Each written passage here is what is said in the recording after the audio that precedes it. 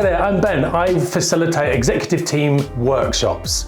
So it's really important that I know how to start and how to end that time. So what I'm going to do is share some tips for you in your meetings to start them and end them really, really well. So I've said that expectations is really important at the start of meetings. If you've managed to set and get those expectations, there might be times when actually it's a mixed group or a group that don't always meet all the time. So the next topic for me that I think about is connection.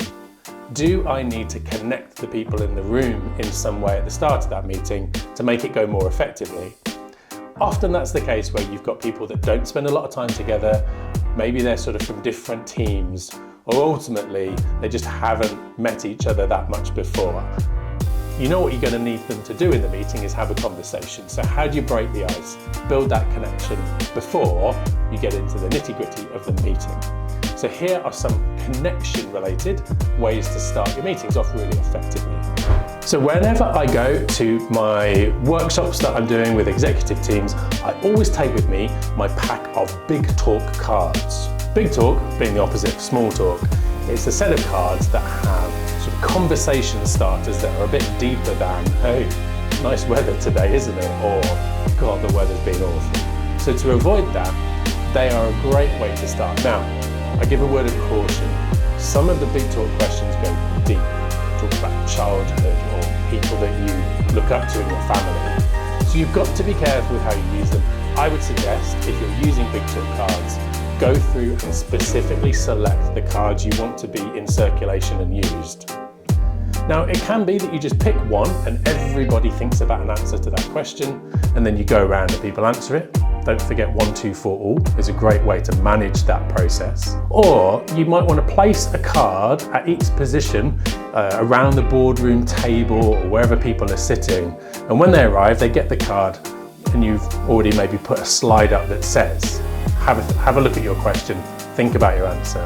And then once everyone's arrived, you can then ask them to go and find 1 or 2 other people and ask them what their question was and hear their answer and share between you.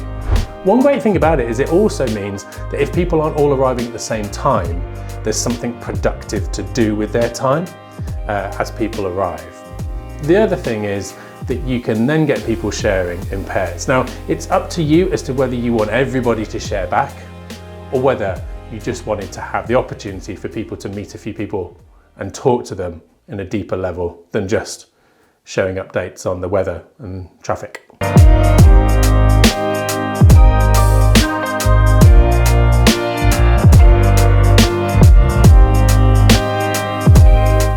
If you just need a very simple connection starting activity for your meeting, you might want to go with just a one-word check-in. You put some sticky notes and pens around the room and you just ask everyone as they arrive to write down one word that represents their week or the project or whatever it is that ultimately is the topic of the meeting would be useful. And then once everyone's arrived, you ask everyone to read out their one word and you might want to get some clarification. The other way you can run it is you can ask people to pair up and share their one word and an explanation along the way. A connection activity that I love to start off my workshops with is using a set of postcards. Now these ones are ones that I've created myself, but you could just pick up a random selection of postcards as you go around or print off some pictures.